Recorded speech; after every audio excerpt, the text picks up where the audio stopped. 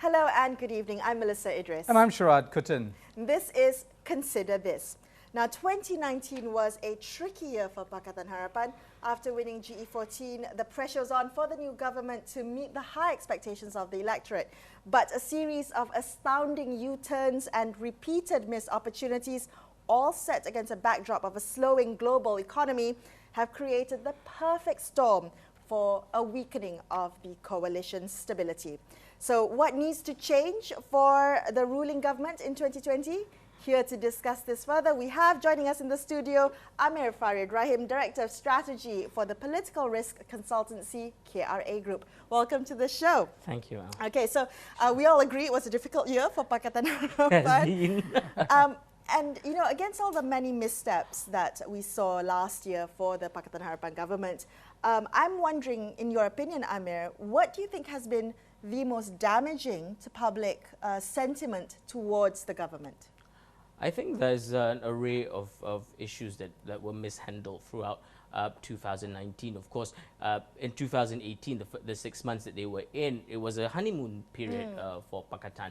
But then, after a series of by-election defeats, and as you rightly pointed out, all the U-turns, I can't pinpoint like one particular event that stood out that was damaging for Pakatan, but it was a series of events. On the social-political front, especially on the Malay ground, it is a combination of the Jawi Khat issue, the Congress Maruah Melayu that was held by the NGO in University Malaya.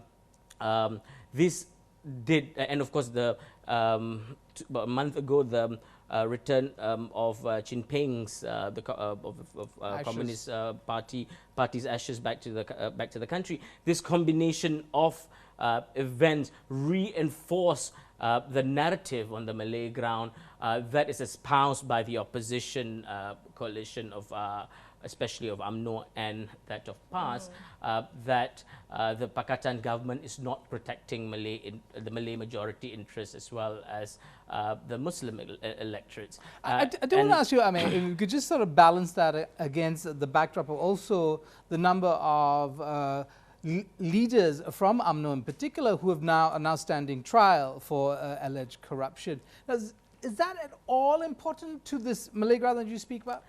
Surprisingly, it is not. Okay, one of the things that you will often hear when you are on the ground talking to the electorate, this particular segment of voters, they will tell you like, and it has changed. About a year ago, it did matter. It did matter, but they.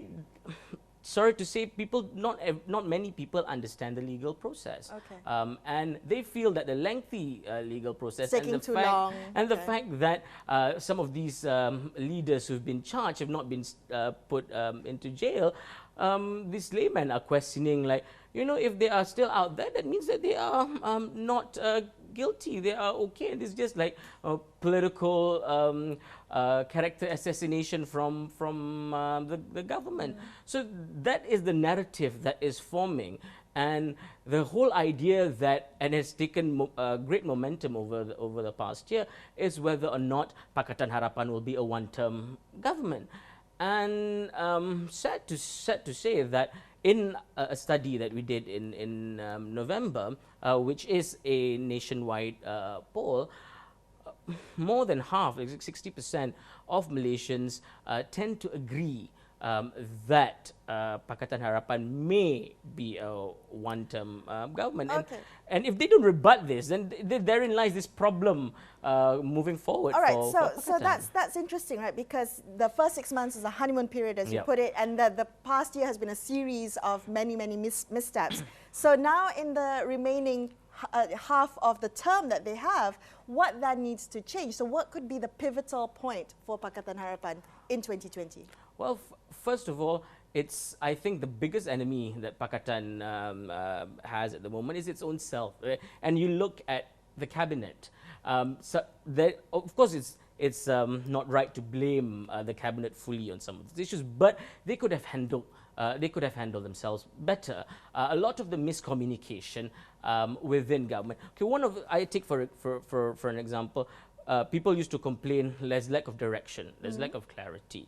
But the government has come out with that, come out to answer these issues by producing things like the Shared Prosperity Vision, for instance, on the economic side, which I think is a very good document. But the big but there. Exactly. You don't see this being communicated properly. You do not see this being as a document treated as a living document that is then used as a guideline to build your budgets and stuff like that. Is the problem Dr. Mahathir himself? I mean, he is the leader of this government. I mean, it's his administration. He has the chief responsibility of keeping everybody on message, or even being producing a kind of clarity about what the message is. Do you think he is just, in many ways, not the Mahathir that we knew of the 22 years, of a man of tremendous clarity about his own vision? You know, never mind the rest of the country, but he had his own, he had his own story to tell. I mean, do you think that this is a problem of leadership? Well, I think it's of Dr. Mahathir finding it difficult to adjust to the political dynamics of Pakatan Harapan, because say 20 years ago he could it's his vision, like you rightly pointed out, and all the other parties just bowing down to this idea of a very strong leader, one vision, whatever he says goes. But now even I think Dr. Mahathir, of course, is well advanced in age, finds it, one, is difficult to understand the political, to balance the political dynamics and making compromises within Pakatan itself and coming to decisions. But two, is also judging reaction of the public. The expectations are far greater this time, and of course we have social media, right? So this goes back to my point, like, back to clarity, right? It's not just about having a document, for instance, but it's you make one decision, you stick to that decision, because obviously you've discussed this decision. Sure. So when you communicate it, it's following up on these decisions. You can't bow down so easily to pressure from especially within your own government.